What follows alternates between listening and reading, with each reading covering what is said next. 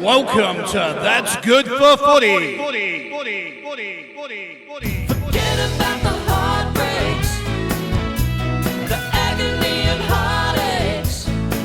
You give it all for the game's sake, and that's good for footy. Forget about the heartbreaks, the agony and heartaches. You give it all for the game's sake, and that's good for footy.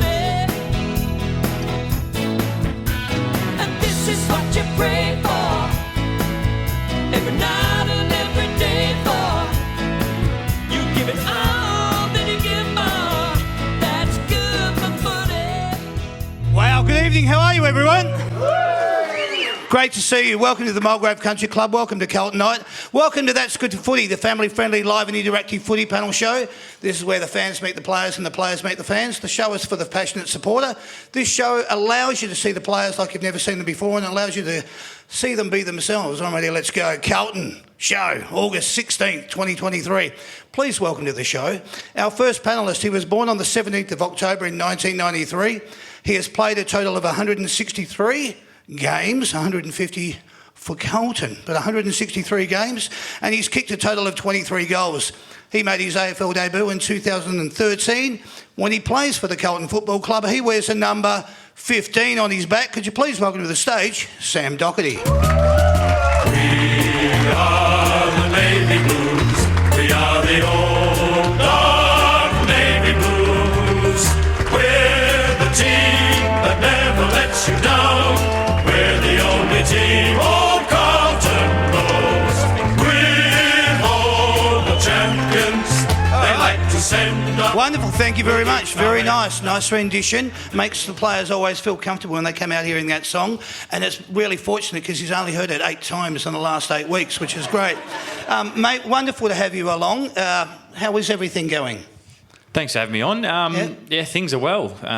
Footy's going well at the moment. We've managed to turn the season around, which is great. And I'm enjoying my time with my young daughter, who's 7 months old. So that's keeping me with my hands full at home. So having an enjoyable bit of life at the moment, which is great. And how are you coping with fatherhood? What was the transition like for you? Did you ease in, or you just went in all guns blazing? No, I love it. It's probably a lot more fun than I thought I would probably have. And she's a dream to look after. Absolutely.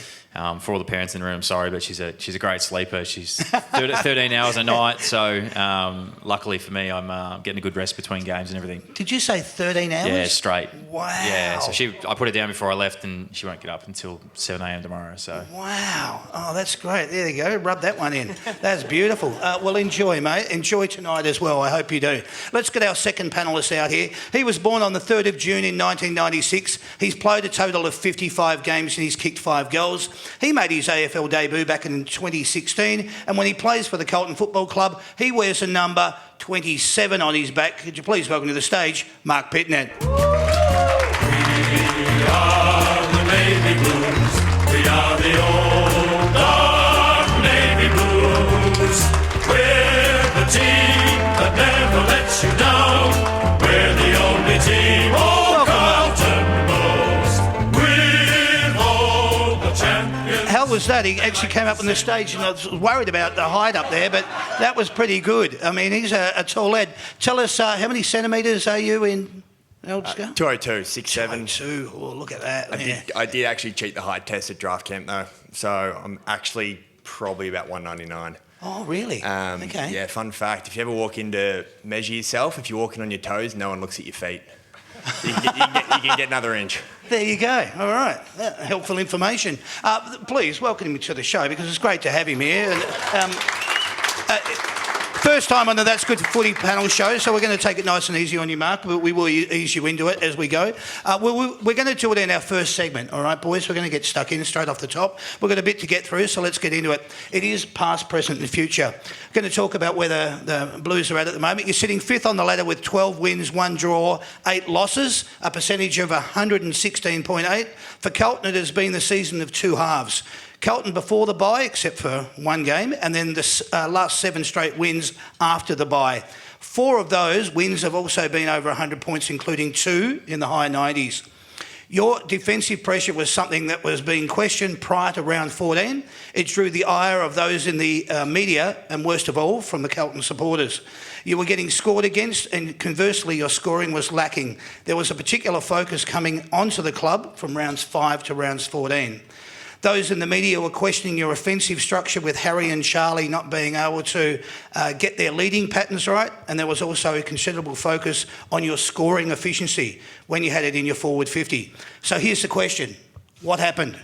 What changed, particularly from the 47-second mark of the second quarter in the match against the Suns? You kicked 9 goals 3 and you haven't looked back. What's happened? Yeah, well, we had a little camp down at the Kernos, which helped. Yeah. Now, there's been a lot of stories about that. Here's your chance to clear it up. Yeah, well, we were laughing about it the other day. We feel like we could say anything that we did down that camp, and people believe these days.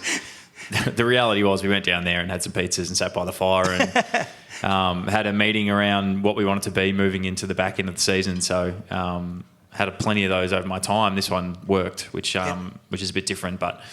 No, we came off, and what we've been saying in the media is basically what we did. We committed to our contest and pressure, and that's essentially what's changed. We've made subtle adjustments around little minute things in our game that have really helped. Haven't changed wholesale game plan very much. So, and what we've been able to tweak and to get the buy-in by all the boys has been pretty amazing. And then it's sort of just snowballing off that. Now we're in a position where guys are playing roles for the team because there's desperation for spots, and we lose someone comes in, plays the same role and gets the job done. So it's been pretty amazing turnaround from where we were. Crisis meetings sort of from rounds 4 to 12 was pretty crazy. What was different for you that you took on board from it? Just from a personal point of view, as you said, you've heard those discussions before. What actually clicked? And you've been around the club for a while now. You're probably an elder statesman. What was the feeling like for you when you went out and you saw it then virtually unfold before your very eyes? I want to go back to that 47-second mark of that game against the Suns. 9 goals 3 in that quarter. It was like two different quarters in the first half.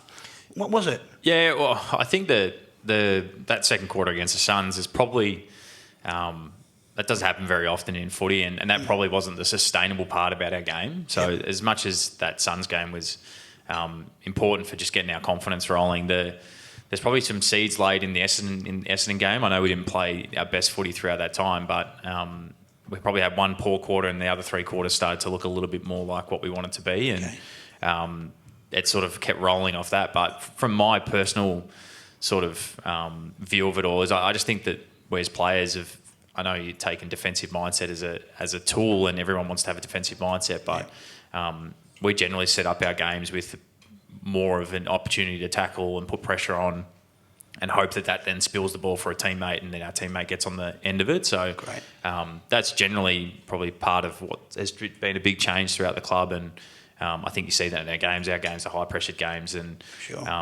often the guy that's doing the defensive pressure is not getting the lick of the ice cream with the ball. So, but it's a whole team effort. If you're all doing it, then you all get your chance when you get it. Mark, from your perspective, 55 games into your career, what did you see that transpired before your very eyes? Being that you're a key dominant ruckman, you have to float around the ground. What sort of things did you see that you could possibly put your finger on? I mean, going back to that Essendon game where Sam spoke about sort of laying the groundwork a bit. If you look at a lot of that, we did a lot right, but as anyone would know, if you're not getting the reward on the scoreboard, it's hard to keep playing that way. It's hard to keep pressuring, doing the defensive running, and then if you've got blokes playing a role that externally you're not going to get credit for, if you're not winning and internally you're not getting the credit, it's a hard thing to back up over and over again. Yeah. So then you go into the Gold Coast game, we start to get that second quarter where we kick a lot of goals, you start to see the reward, you win, you roll that the next 2 or 3 weeks, and being able to get the reward continually, playing roles, keeping your spot because you're playing well, and you can see not only are you helping someone else, but then you're getting your lick of the ice cream. As a result, it just meant that we stayed committed to what we spoke about when we went down to the Kerno's house. Yep. Whereas if that was something that we didn't execute on, we didn't get done, it would have been very easy for us to go away from it. But as a group, we just stuck so much closer together as a result, started to see the bang for buck, and then as we started to play bigger and bigger games, we'd already had that level of trust. Yep. I mean, it's hard to say that playing on a Saturday afternoon's the crunch time slot, but when you're playing against Gold Coast, it's a big game when you're coming off 6 weeks of scrutiny, 7 weeks of scrutiny. So being able to step up in that moment, then to be able to come into these big games, Friday night against Collingwood, Saturday night against Melbourne, you sort of have that confidence that you know what you're doing is going to stand up. So you can get that done, you can commit to what you're doing, you can just go out and execute with that confidence. I love it. That's exciting. That's brilliant. And obviously you've claimed a few rather good scalps along the way. I wanted to just allude to the fact, both of what you just touched on then. From round 14, Carlton had come out with a real focus on defence, compete, go in hard at the ball, make a contest out of it, and on every occasion push the ball forward by whatever means. Your form over the last 8 weeks has now got you sitting 5th on the ladder and on the eve of about to play finals. Carlton now seems to be playing with a freedom and trust. And I think they're the things that you just alluded to there. Playing with freedom because you are backing your strengths and abilities in the game plan, but also trust in each other. Cohesion is now playing a big part in both your game style and your brand of football. Is that a fair assessment? Yeah, I think so. I think the level of trust on the defensive end and the system that we want to run is definitely there now, and that's allowing us to turn the ball over in dangerous positions. I think if you look back to the start of the year, we played a lot of our footy coming out of the back line. We'd turn the ball over in our D50 and then you have to get the ball the whole way down the other end of the ground. So it's not a very sustainable way of playing AFL footy these days. And I think that's part of what's changed is through the defensive intent and pressure that we're putting on sides, we're turning the ball over a lot higher up in the ground, and that's giving us great looks inside 50. And that's, you've got Charlie Curnow and then Harry's obviously coming back, and the small forwards that live around those guys' feet. It's a pretty dangerous forward line if we get the ball in there pretty quickly to them. Absolutely. Let's go to Saturday night's game. Was there an instruction from the coaches to keep in line with the Matildas scoring and keep it at a 0-0 draw? It took 13 minutes before either side had even registered a score on the board.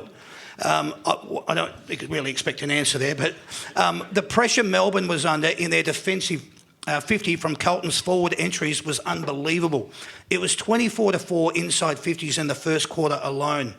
They threw everything at it, or you threw everything at it. Gawn, May and Lever were run ragged by the Blues offence. Carlton was relentless and doing all the attacking. By the time you got to half-time, it was still 37-17 inside 50s for the first half. The only thing was the scoreboard. It registered only 3 goals, 5, and this was this scoreline due to the conditions, or was simply the pressure being applied by both teams? I'd probably say the pressure, to be honest. Yeah. I've played a lot of big games, and that's up there with probably the most consistent pressure from 2 teams for the entire time. I mean, you speak about momentum in games. Like you said, we were very good in that first half, particularly that first quarter, but quality teams just hold on and, you know, just get numbers back, put that pressure on. So, and the good team for a reason. And it was just, that's as close to a full quarterfinals game as I've seen. How good. I was going to say, the funny thing though is when the goal happened in the 13-minute mark, because obviously we rotate a lot when goals happen, it was bizarre seeing about 13 blokes run to the bench, all get waved back to run back onto the field. I don't know who was more flat, the people going off or the people who had to stay on for another 5 minutes. Yeah, wow. That is so, your defensive pressure in your forward half was something to behold. The average pressure rating is about 180. The Blues were at 238, which is elite. This is obviously a new directive. Tell us, how weird was it in the first quarter when the crowd was roaring out of sync? They were cheering and nothing was going on. Then you realise it was because a goal was either being missed or kicked in the soccer. It was a bit bizarre during the first quarter. There's the game's going on. It was obviously a tight tussle, not many goals, and just randomly there'd be a massive cheer in the crowd or a massive groan. So, it was a bit bizarre. Obviously having the game on pre-game on the big screen, that doesn't happen very often in footy. And even like quarter time, we were doing our huddle, trying to talk about what went right, what went wrong in the first quarter, what to sort of move on with, and then all of a sudden, the whole crowd, 70,000 people there, just erupted, and we had no idea what was going on. We assumed that the Matildas had won, otherwise it'd be a bit of a strange reaction. But no, it was an amazing night in general. I think for a Carlton fan as well, you've got the Matildas pre-game / into the first quarter, and then basically go from that into our game, which was as finals-like as it comes at this time of year, and. For sure. Then to get across the line the way we got across the line was would have been a good spectating night. it was football hardly ever takes a back seat to anything, and it was just peculiar. That thank God it only was for the first quarter, because after that everyone just went nuts. Both teams brought their intensity to the contest. The conditions were slippery, and at three-quarter time you're all tied up at 42 apiece. The pressure was on. The tackling average for the game is 62. Carlton finished up with 87 and Melbourne 88. Now that's exactly what you talk about. It all came down to the third umpire decision on the line with 47 seconds to go into the game. How much did that win mean to the club and to you guys as individuals? And both speak of this. I'd say obviously we didn't finish the year we wanted to last year. I think everyone here knows that, but that was something we went away from. It meant a lot to us, and we really put a lot of work into it. So we came into these moments going, well, this year we were going to have times where it was going to be a game like that. It was going to be close. We had to know what to do, how to go about it, and how to execute. Yeah. And it's never going to be perfect, but how can we get enough people doing enough things right to help each other in those moments, so that we can play with that freedom and that intent to our structure that we wanted. That was probably the biggest focus we had, so that when we got to that three-quarter time, speaking about it, there wasn't any stress. There wasn't any the pressure's on. We haven't taken advantage of it. It's right, okay, we prepared for this. Let's execute now on what we want to do, even though we would love to be more in front. Yeah.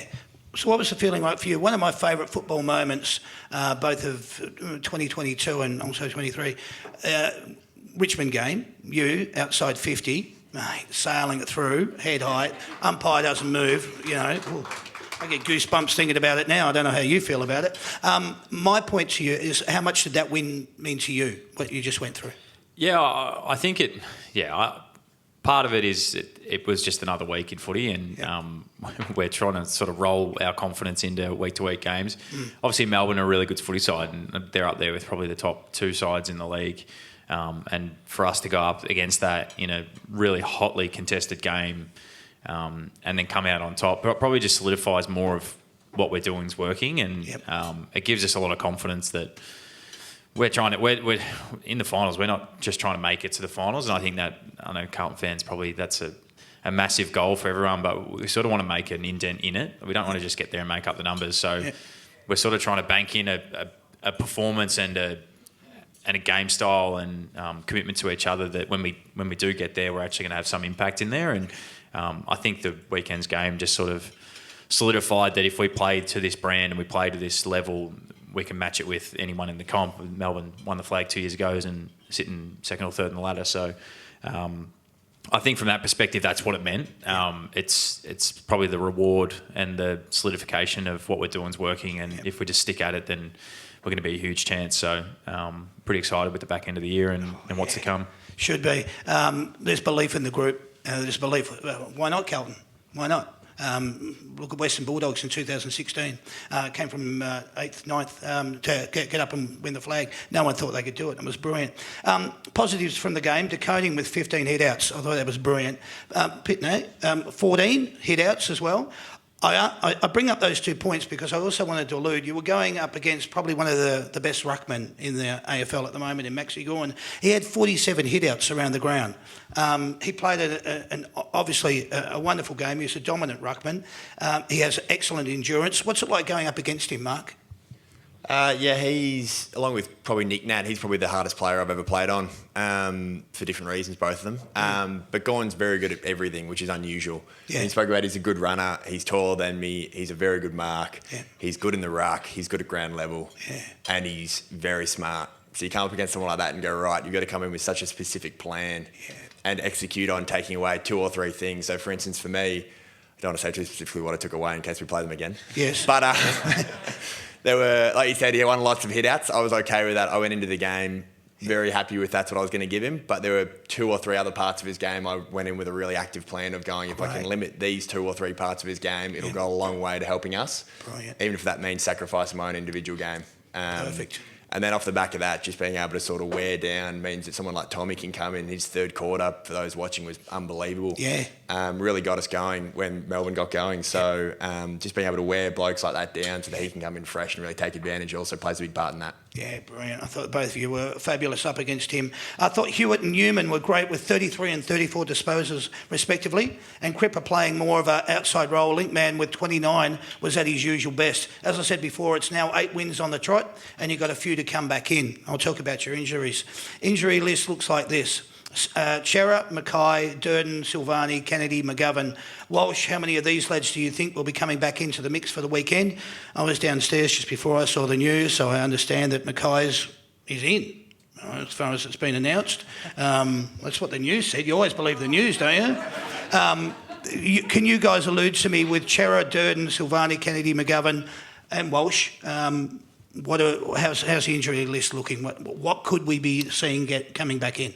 Well, they're all very close. I think H, Dirds and Sauce all have to get through. They're still got to get through training tomorrow, and that's sort of you're never there until you get through the session in the morning. So I think those guys are all available pending tomorrow, and I think the rest of them are pretty much the next game. So touch wood, come if we're sort of in the finals, we should have pretty much a full book ready to go to play. So bit of a selection headache for Vossi and the match committee.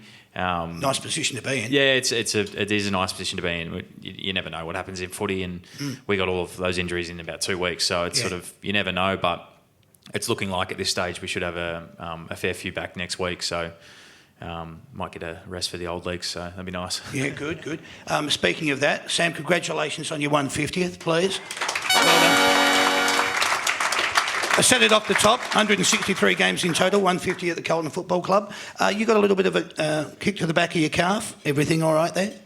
Yeah, I had a kick in the calf in the second quarter, and it just kept getting tighter and tighter. So rather than let the boys down and not be able to run out the last quarter, we subbed off early in the last.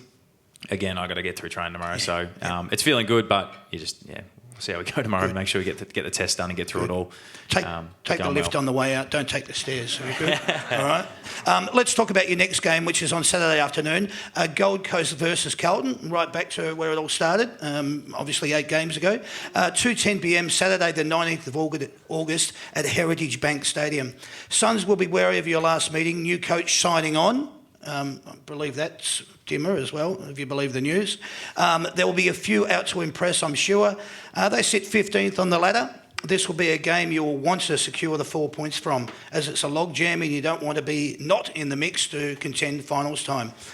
Well, all I wanted to find out from you two boys is how do you think that game is going to play out? Are you going in full of beans, full of confidence? You've just spoke about who could come back in.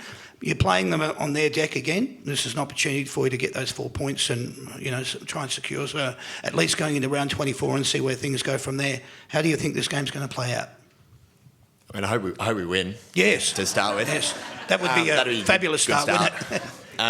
But no, so going into this week, Gold Coast at the Gold Coast are always strong. So it's a combination of they're very strong there, and we spent a lot of time there when we were in the hub in 2020. So a lot of the list have had a lot of time at their ground as well, which we had a lot of success in that year. Yep. But going into the game, they're a really contested team. They've got really good key position players at either end. So we know there's going to be a lot of big battles that key players are going to have to win. Yep. And we know it's going to be hot. I mean, we played them last time 8 weeks ago and we went pretty well. Yeah. So I'd fully expect they'd be using that as motivation as well. So I'm expecting it to be very hot very early, and we've just got to come and follow our process and keep building out our game plan. Good, love it. All I want to say to both of you, all the best to you both. Stay fit, stay healthy, stay injury free. Good luck, go Blues.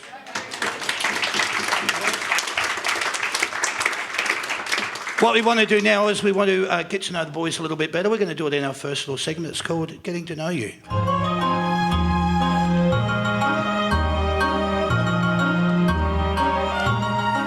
right, let's find out a little bit more about you two. At what age did you first realise that you both wanted to play AFL? Realised or wanted to?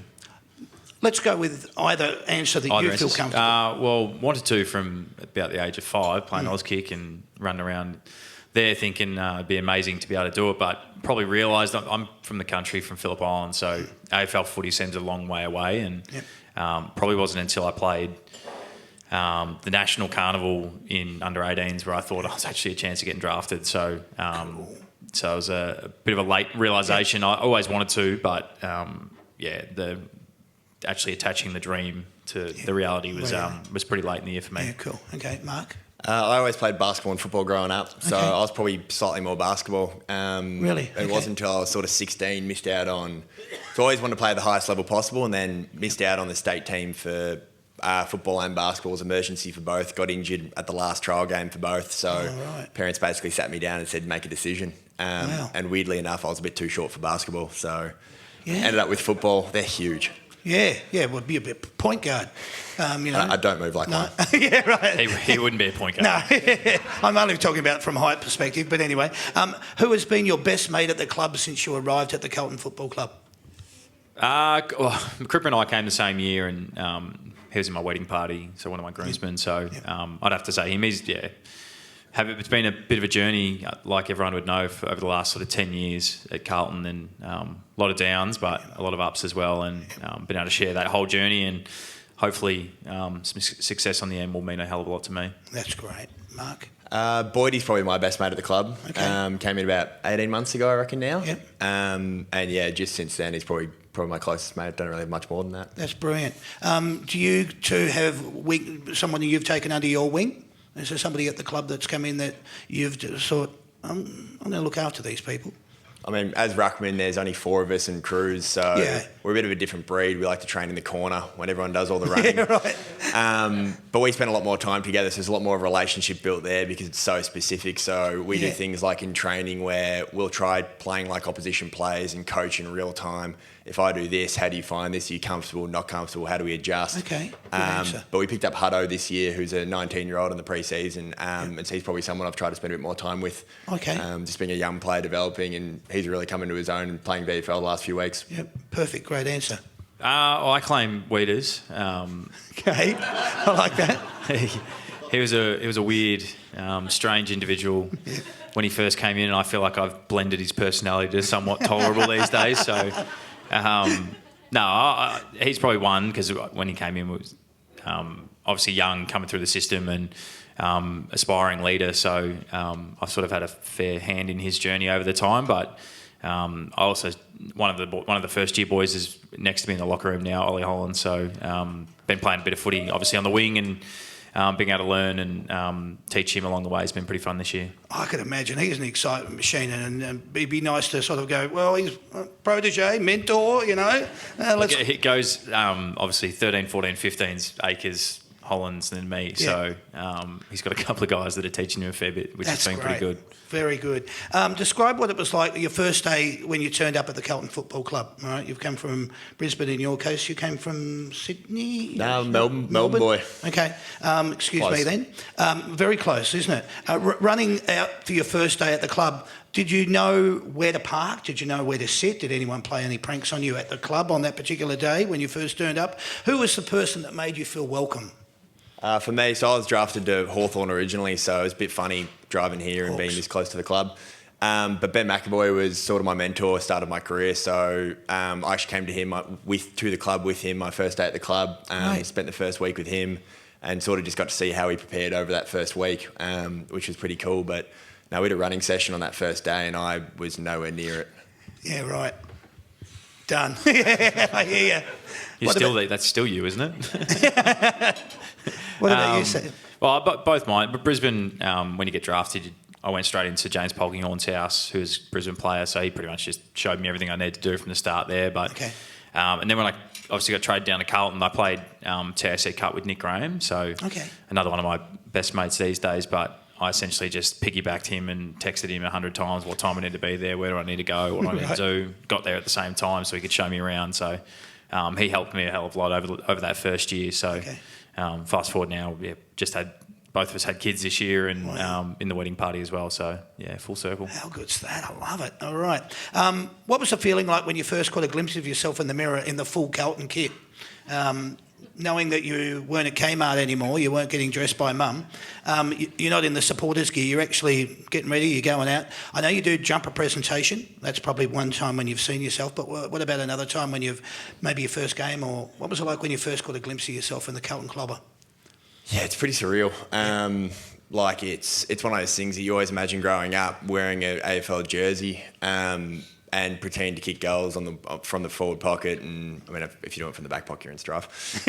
So doing it from the pocket and whatnot, but yeah, to be able to actually take that moment, look yourself in the mirror, and go, I'm about to go train, I'm about to go play for an AFL team. This is my life now. Is a bit of a weird concept to come to grips with, and it probably took months, almost over a year, for me to really go, I'm genuinely an AFL player now. That's brilliant. That is one of the best answers I've heard. I really like that answer. That's exactly what the question is meant to be. I love it. Try and beat that. Thank you. No, I think AFL footy's such a leveller in a sense that you just change so much over your years, and you first go into footy club, as Pito just said, that you go in there really not knowing anything about AFL footy, and you're walking in with guys that you've idolised and watched on TV for so many years.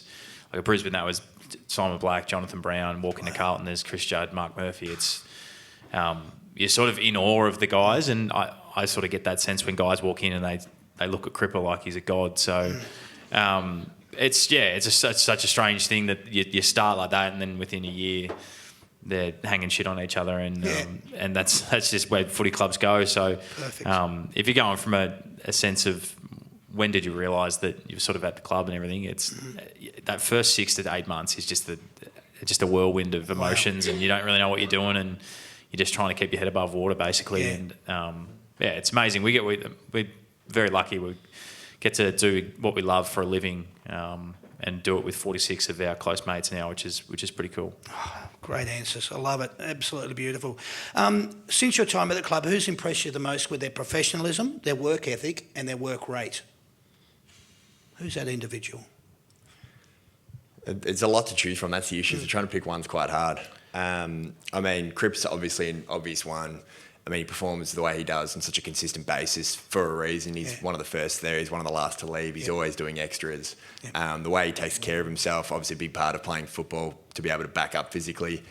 But Weeders is probably the other one that I really think about.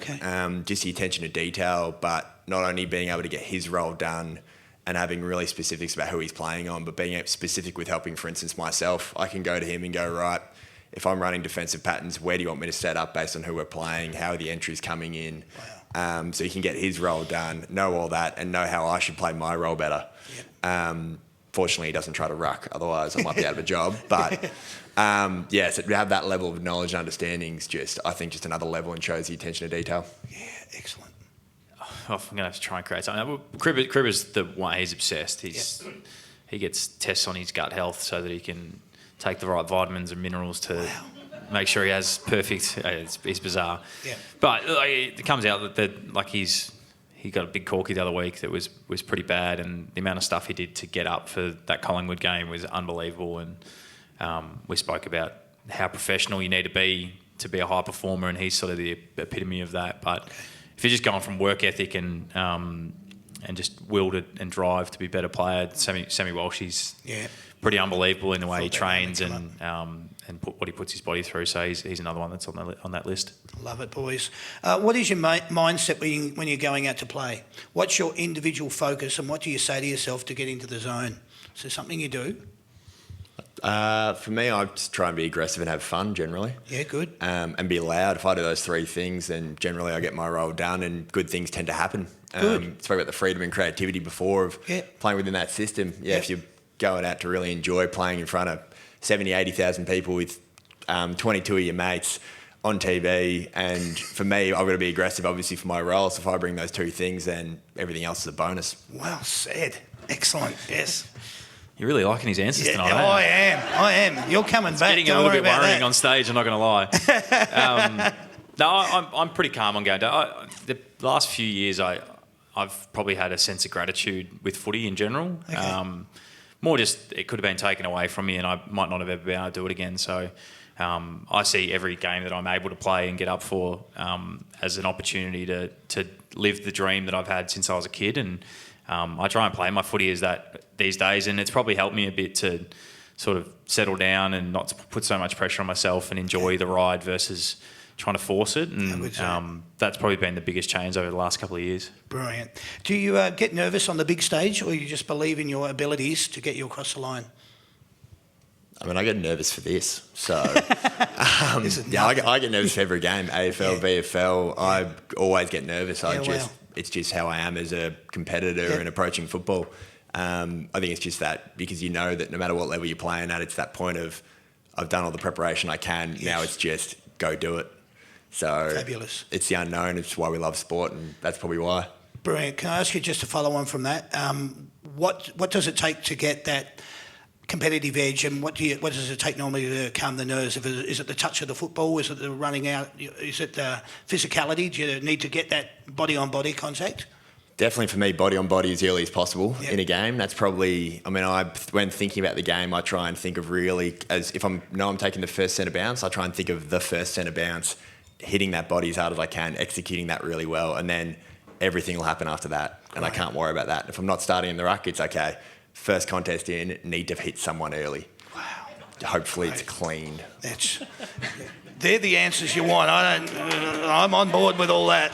I love it all. But tell us about, from your perspective though, Sam, do you get nervous or do you just rely on your natural abilities as well? And I bring that up primarily because I spoke about it before. There's no nerves for you. You were 55 out and you bang it over in that Richmond game, and that just looked like pure confidence. You seem to play a little bit on the edge where you really do believe in your playing ability. I could be wrong in my assessment, but you look like that.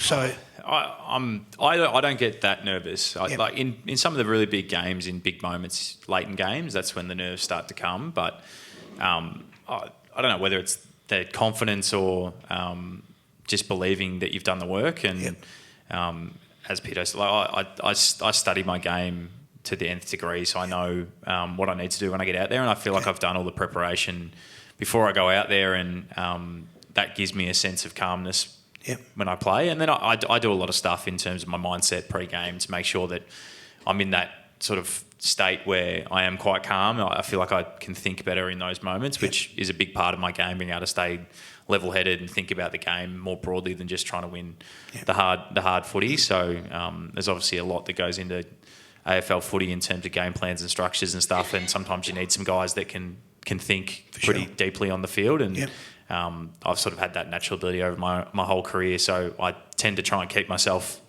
a bit more subdued.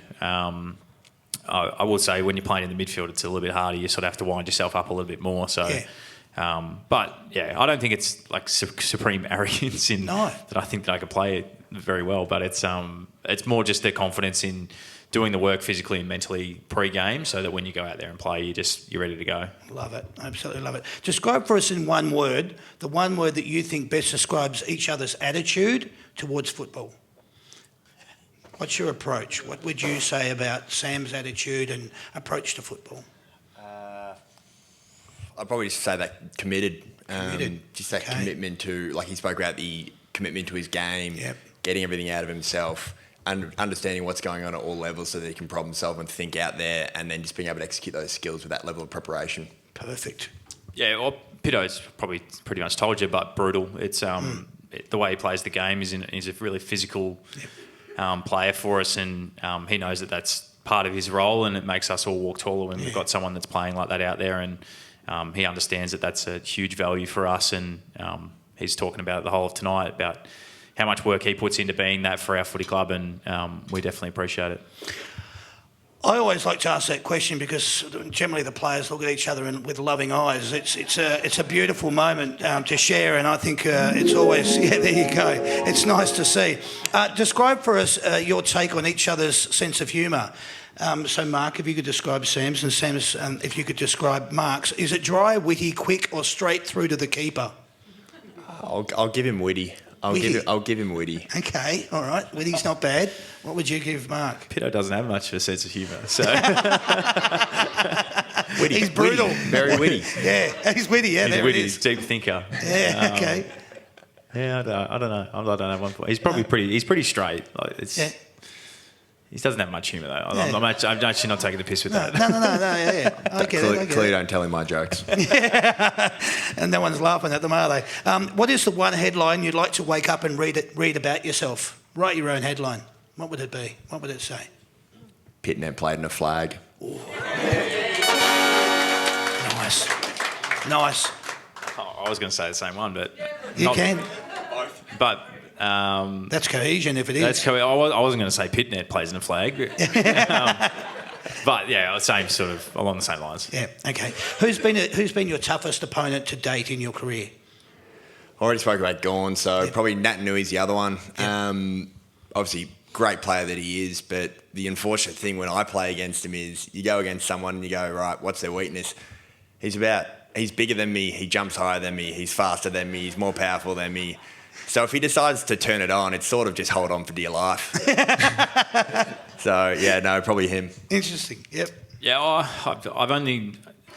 don't have too many defensive stopping jobs over my career, and I had one on Robbie Gray one day, and he absolutely tore me to pieces. So I always, whenever anyone asks me that question, I always say Robbie Gray, but for the same reason of why everyone's probably watched him and loved him over the years is his ability to turn a game in 30 minutes is second to none over my career, and he's done it time and time again in big games of footy where he's just lit up 20 minutes and kicked 5 goals, and he basically did that to me when Port beat us by about 100 points over in Adelaide. So wow. He's definitely number one for me. Okay, good. Is there one particular smell or aroma that you can't resist or walk past? Could it be something like fish and chips, KFC, fresh baked bread? I got nothing. No? Nothing. Nothing. So, okay, all right. Yeah. Oh, it's not that I can't walk past, but I love the smell of deep heat. It sort of Yeah. it takes me back to nostalgic country footy. Yeah. I played senior footy when I was 16 years old down at Phillip Island, and a lot of my childhood memories were at the footy club and either running water for the seniors when I was 12. Yeah, right. And that smell of that just takes me back to my childhood and my local footy club. Yeah, good. What has been the stupidest thing you've ever been asked to sign? I actually have a story for that. So my first year at Hawthorn, we were doing a community camp in Tasmania, and my first pre-season, I hadn't played a game at this point. I was with 4 other players. 3 of those other 4 players hadn't played a game, and one guy had played about 50 games. Okay. So nothing really noteworthy. I specify the 50 because I played 55 now, so I'm a bit more noteworthy. But we've gone to this clinic in Tasmania, and a guy comes up and goes, "Can you sign me?" And I went, "What do you mean?" So he turns around and gets us to sign his calf. And we're just like, "Oh, yeah, he's got nothing really to get signed." So sign his calf, wash off tomorrow. And so we've all gone around and signed it. And he then turns around and says, "Beautiful, I'm going straight to get this tattooed on." Thought, surely not. Fast forward about 3 years, and we're at the family day at Glenferrie Oval at Hawthorn, and this bloke's turned up with the signatures all tattooed on his calf. You're kidding. And all of the other players, are they still playing? I think 2 of the players never played a game for Hawthorn. Oh, wow. But still has it tattooed. Yeah, the guy had played 50, went on to play 100 and something games. So he had got one right. That's commitment. All right. Yeah, he's right up there with that. What's the weirdest thing you've ever been asked to sign? I was trying to think then. I don't think I've actually been asked to sign anything really strange. Okay. Anyone's body part's getting a bit strange for me, but I haven't had anything that's out of the box. I don't think. All right. You're walking through the airport, a shopping centre, or you're sitting at home and you're watching KO. Up pops a billboard or an image of you. What's that feel like? I automatically just think that how quickly are the boys going to find this, and then I'm going to get fined or hammered for it at the footy club. One of the billboards that I'm sponsored by Puma, and I had to do a photo shoot for Puma, and the boys got the photo of it and put a neck brace on me in the photo, and they basically posted that for about a year. It's still going. It still goes. So that's essentially whenever you're doing anything sort of promotional, the boys are so fast on finding it, and they just won't let you let it down. I get you. What about you, Mark? Nah, nothing really for me. The only thing I'd get is if there's a picture of Weeders looking like me. Oh, yeah, really? That's probably more likely, yeah. Yeah? The bananas in the pajamas video was pretty good of you running down the stairs. Yeah, that's... With Harry, that was... Hopefully can't be found by anyone. You probably, if you want to look up that video, just look up like Harry and Pitto running down the stairs. It is worth finding if you can find it. Nice, all right. Do you have a shortened signature when you're signing your autographs, or is it the same one for everything? If we're talking about bank statement, no, I don't do that on my bank statement. Nice. No scams here. Yeah. But no, I do have a different one, but that's at all times otherwise. Okay. Yeah, I have one that I sign footies and jumpers with, but also not on my bank statement. Nice. Who is the AFL club that you like to beat the most? I'm going to go with Collingwood. I like that answer. Yeah. I'd probably say any of the big clubs, but Richmond probably the most, mainly because we play such a big game with them at the start of the year, and the other part, they just pantsed us for 8 to 10 years in a row. So they're probably the main one for me. Okay. And in your eyes, which club has the most feral supporters? No comment. Don't want any hate directed at me. I love them all. Get off the fence, come on. Every other club other than ours. Yeah, all right, okay, that'll do. And your last question for this little segment, what's the best prank or sledge that you've ever been part of or witnessed to? Have you got one that springs to mind? Don't have a standout. The only one I can think of was just early years playing here was just one day at training, someone moved someone's car from the car park to one of the side streets, didn't tell the player and didn't tell them until the next day. Oh, no. So they had to get an Uber home. The hub was a year of pranks because we just spent all the time with each other, which is a pain in the ass, really. But a couple of the boys, I think it was Matty Owies and Cots. They used to flip your room, so they'd obviously we're in hotel rooms, so they'd come in, flip your bed, grab all your clothes would be flipped everywhere. Anything they could find in the room was just turned over. And the way they were doing it is they were going to the reception and going, "Oh, I'm in 602. Last name's Doherty. I forgot my key card." So they'd get a key card, get themselves in a room, and then just flip the whole thing. So they did that for about the whole year, and no one knew who it was until about 3/4 of the way through the hub. You're joking. They got away with it for that. That's commitment too. I like that. Ladies and gentlemen, could you please put your hands together for Sam and Mark? Thank you, boys. Well done.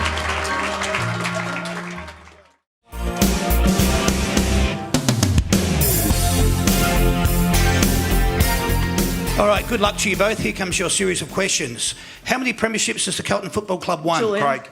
Julia. 16. 16 is correct. Well done.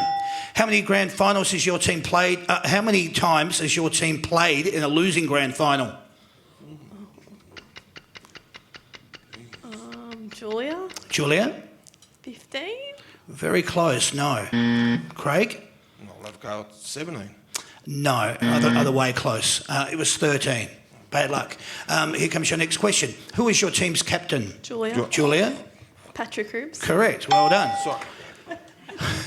Craig. That's it. Keep it nice and close, mate. Who wears the number 7 at your club? Craig. Kennedy. Yes, Matthew Kennedy is correct. Closest to within 1,000, how many members is your club? Julia. Julia? 89,000. No. Craig? Yeah. Is it 94? 93,498. Well done. You get the points. Beautiful. Where did your team finish on the ladder at the end of the home and away Julia. season? Yes, Julia. 9th. Yes, 9th is correct. Last year to finish the question. How many games did your team win last year at the end of the home and away season? Julia. Julia, yes. 12. Yes, correct. 12 it is. What year did your team last win a grand final and who did they play? Craig. Craig. 95 Geelong. Correct, mate. Well done. How many points did you win that grand final by? Julia. Craig. Julia. 61. Did you say? 61. 61 would be correct. Well done. Who was the last Carlton player to win the Norm Smith medal? Craig. Craig. Greg Williams. Yes. Well done, mate. This is for 2 points. How are we going score-wise? 4 versus 5. All right. This is for 2 points. How many goals and who was your club's leading goal kicker in 2022? Julia. Julia. Charlie Curnow. Yes, correct. And how many goals? 64. Spot on. Well done. All right. Well done, Julia. All right. This is for 3 points. Player, year and votes. Who was the last Carlton player to win a Brownlow medal? Craig. What year and how many votes did they poll? Craig. Patrick Cripps. Yes, Patrick Cripps. 2022. Correct. Votes? 28. You got 2 points. Julia, you can steal the last one. 29. 29 is correct. You got 1 point. All right. Two to Craig and 1 to Julia. Scores are 6 versus 8. You've got 2 questions to go. It's either going to be a tie or we've got an outright winner. Out of these three players, wait until you hear the entirety of the question. Out of these three players, who has played the most games of football in the history of the Carlton Football Club? Is it A, Bruce Jewell? Is it B, Cade Simpson? Or is it C, John Nichols? Craig. Craig. Have a guess at it. Yes? Simo. No. Julia. I don't know the names. John Nichols? No. Bruce Jewell. Yes. Well done. Point to the person in the audience. This is your last question. Out of these 3 players, who has kicked the most goals in the history of the Carlton Football Club? Is it A, Brendan Favola? Is it B, Alex Jezelenko? Or is it C, Eddie Betts? You'll go. You got to eliminate one. Julia, who do you think? Brendan Favola? You've got it. You won. 9 versus 6. Well done, Julia. You are simply the best.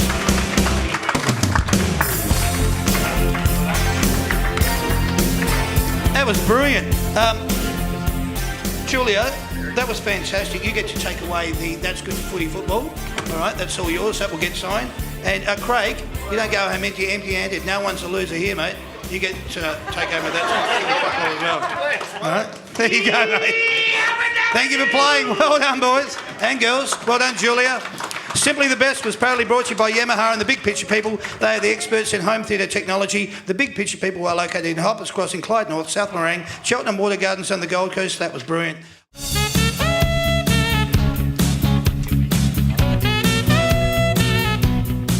All right, to explain the rules of this particular segment, boys, this is things that have happened in the season thus far for every club. It's not just about Carlton, it's about every club in the AFL.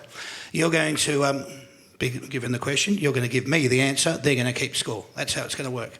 I had kicked 8 goals in my last 8 games after being moved up forward, but against North Melbourne, I recently acquired an ankle injury, which has now ruled me out for playing in the finals. Who am I? Jesus Christ. I've got I've got no idea. Can we have a hint? Can you? Can we have a hint? Sam Gunston? No. Yeah. Where will I go with this? Let's go. A grand old flag. Mark Petty. Yes, Harrison Petty, correct. You got it. Well done. 1 point. You're off the mark. I was recently sacked by the club after 6 years of being coach. Who am I? Mark. Dew. Stuart Dew, correct. 2 points to you. Well done. On July the 29th against GWS, I suffered my second ACL injury in my career. I will now miss out on playing in the finals. Who am I? Sam, Josh Bruce. Josh Bruce is correct. Well done. I've kicked a contender for goal of the year in my first year of playing for the club. I'm also a father-son for the Brisbane Lions, and I just Sam. Sam? Sorry, you haven't finished the question, but Ashcroft. Yes, Will Ashcroft. Well done. Beautiful. Tell you what, Josh was going, I'm going to start turning this over anyway. I took a break from coaching in May this year, but I'm now back in charge at the helm. Mark? Dimmer. No, it's not Dimmer. Not Dimmer. Clarko. Yes, Clarko it is. assumed it was that Well done. listening. I like that. Here we go. I'm the leading Coleman medal winner after round 22. Who am I? Sam. Sam? It's Charlie. And bonus point, how many goals? Is he on 60? No. 70. 70 it is, 1 point each. Well done. I recently retired from football after playing 194 games of football for the Richmond and North Melbourne football clubs. Who am I? Mark. Robbie Tarrant. Robbie Tarrant is correct. Well done. I was picked number 5 in the 2004 draft and played for 19 seasons at 2 clubs. I've managed to win 2 premierships in my career, and I've just announced my retirement. Mark. Buddy. Buddy Franklin is correct. Well done. I coached my club to 3 premierships, but decided to resign my position as coach on May the 23rd, 2023. Sam. Who am I? Dimmer. Dimmer Hardwick. Well done. There you go. I've just signed a 5-year deal to coach my new club. Who am I? Sam. I was going to say Dimmer, but it's not Dimmer. Isn't it? Or is You it sure? Dimmer? It Is is that Dimmer. actually fully announced? Well, So they say. If you believe in you. Yeah, but that's for the purpose of this. You've got it. Okay. All right. Our club has had 7 wins for the year. Who are we? Mark. Fremantle? No. Sam Hawthorn. Hawthorn it is. There you go. We have lost 7 of our last 37 games by over 100 points. Who are we? Sam West Coast. Sam West Coast is correct. I recently chalked up the most disposals of any AFL, VFL player of any player in VFL, AFL history. Who am I? Sam Pendlebury. Scott Pendlebury, correct. Well done. How are we going there score-wise? 9 versus 5. Well done. I recently surpassed the game's record for most games by an Irishman. Zach Toohey. Zach Toohey, correct. From rounds 1 to 20, I was ranked number 1 for disposals in the league. Mark. Nick Dacos is correct. I was traded to my new club this year as a dual ruckman. I was playing in the VFL but played my first game back in the AFL on the weekend. Sam Brody Grundy. Brody Grundy is correct. I am my club's leading forward and I fractured my foot in round 4 against the Bulldogs and I've been ruled out for the entire season 2023. Tom Lynch. Tom Lynch is correct. I recently did a hamstring in our club's 17th loss for the season and last week I announced my retirement. Mark? Luke Shuey is correct. 8 versus 11. I was getting down to the pointy end now. I am a key defender at my club and I recently signed a new 5-year deal with my club after rejecting free agency offers. Who am I?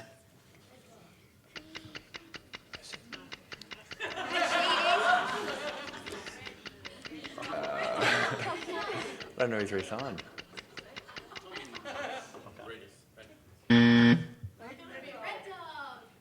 Is he a key defender? Well, he's, yeah. I'm calling bullshit on that question. Yeah, okay, all right. Well, okay. Well, Key defender. I was like, with that. Mackay. Yeah, okay. It is Mason Redman. I announced my retirement to teammates this week after playing 238 games of football with my club. I hold the AFL record for the most contested possessions in a game. Who am I? Sam Ben Cunnington. It is Ben Cunnington. Well done. Peyton actually gave me that one. Yeah, okay. I was once the captain of my club. I am 33 years of age and a leading forward. I hope he is anyway. I have just signed another 1-year extension with my club. Who am I? Mark Tex. Spot on, mate. Taylor Walker it is. Good hint. There we go. 12 versus 9. Have you figured out just listen to the crowd yet? I captained my club from 2015 to 2019. I've played 330 games of football. I hold the club's most games played record and recently announced I would be retiring from the game. Who am I? Sam Trent Cotchin? No. 2015. He wasn't captain, was he? Nope. Go that way. Over that side of the country. What are they saying? Who do you think? Mark Jack Rewalt? No. That's all I'm hearing from the crowd. Yeah, no. Yeah. I was like, there's no way that could be it. That's why they're not up here, okay? Shannon Hearn, all right? Thanks. I recently signed a massive 8-year deal with the club where my legendary father played. Who am I? Sam Mark. Nick Dacos? Yes, Sam, it is Nick Dacos. I have just injured my knee with a hairline fracture. Who am I? I don't know. I was going to say Nick Dacos. It is Nick Dacos. Well done. Yeah. The questions are not... I just didn't think you'd have it back-to-back answers. Yeah, no, they just come out of anywhere, these things. Let's go. You've only got one page to go with a couple of more questions. I recently announced that I will retire from the game at season's end after being captain of my club from 2017 to 2022 and playing 277 games of football for my club. Who am I? Sam Jack Siebel? Jack Siebel is correct. Well done. How are we going there score-wise? 14 versus 10. He watches more footy. You can still win this, all right? Is this worth 5 points?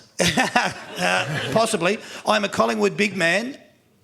I just signed a new 2-year contract extension. Sam. Mark. You go first if you want. No, you got me. Cox. Yes, it is Mason Cox. I ruptured my Achilles in my team's 7th win for the season on the weekend. Sam, Chad Yeah. Wingard. Chad Wingard is correct. I was drafted in 2006. I'm 35 years of age. I won 3 Colemans and 3 flags, and I recently announced I would hang up the boots. Mark, Josh Kennedy. No. Sam, Jack Rewald. It was Jack Rewald. Well done. There you go. 17 versus 10. All right. 2 questions to go. I was an All-Australian in 2017, 2020 and 2021. I played 213 games as a dominant big man. I was known for my dreadlocks. Who am I? Mark, Nick Nui. There you go. All right. Yeah. We're too far Excellent. back. Josh already had that turned over, you know. I was captain of my club from 2012 to 2021 and a premiership captain 3 times during this period. I will play my 306th game this weekend. Who am I? Sam, Trent Cotchin. Trent Cotchin is correct. A score of 18. We have a winner. His name is Sam Doherty. Well done. Brilliant. Well done. That was great. No, don't hold your head in shame. That was brilliant. You finished up all right. It doesn't matter. We don't have losers, all right? We only have winners. You're both winners, boys. You kids get to take that. Peyton, that's yours. Joshua, that's yours. Congratulations to both of you. Well done. Good on you guys. All right. What I wanted to do now, I just wanted to say to everybody, you guys have been fantastic, seriously. These guys have been fantastic. We'll get to that in a minute. But what I just wanted to go through with you, if you'd like to be part of the live audience at any of the That's Good Footy panel shows that we do, go to the website, www.that'sgoodfooty.com.au/events, because it's always better here live, right, everyone? Yeah, okay. Some of you said no. All right. Thanks anyway. Next week on the show, August the 23rd, we're heading to the Italian Sports Club in Werribee for a Western Bulldogs show with Cody Waitman and Lathan Vandermeer. All right. Then the week after that, it's finals time, so we'll let you know who plays, who, when and where, and we'll let you know who's going to be appearing on the panel so you can come along and be part of it if it indeed interests you. Remember, when purchasing your tickets, you can only purchase them through the That's Good Footy website, www.that'sgoodfooty.com.au/events, or click on the link in the That's Good Footy posts. Thanks to everyone for coming along here tonight. Been great. We got moved upstairs to the panorama room, but it's been fantastic because it's made it kind of like a boutique kind of theatre style thing, and I've loved it. Great to be here with these two boys. Whilst I could get you just what you're all feeling up and about, could you please thank Sam and the lovely Sandy? Sandy does a great job on the floor. Sam does all my production and sound engineering. He's a fabulous bloke. I love the boy. I just wanted to say, make sure that you get onto the That's Good Footy Facebook page. Go on and like it or sign up. That's where your photos will be later on tonight or tomorrow, depending on how many drinks I have tonight, if the Matildas get up. But your photos will be up there tomorrow. All I wanted to just say to you now is, could you please put your hands together for Mark Pitnett and Sam Doherty? 2 fabulous ambassadors of the Carlton Football Club. They've been absolutely brilliant tonight. You'll be coming back. You have to. Those answers, mate, they were just absolutely brilliant tonight. Pick up your microphones for me, though, boys. Did you enjoy yourselves, and will we see you again? Yeah, great audition. I'm stoked. Yeah, great. No, it's good fun. Really enjoyed it. Thank you for having me. Good. Thank you very much, everyone, for coming. Thank you. Thank you. Thank you very much. Peter, I'll be back every week by the sounds of it. Yes. You two going to link up outside of this as well? I'd be suggesting so, yes. No, thanks everyone. Thanks for coming. Thanks. Yeah, there you go. What I want to say on behalf of all of you in the room and your, 94,000 other supporters, good luck in moving into the finals. Good luck as you progress further into September. It'll be fabulous to see Carlton there, be up and about with it all. All in all, this has been the That's Good for Footy panel show. My name's Damien. Thank you, everyone, and good night. Cheers, guys.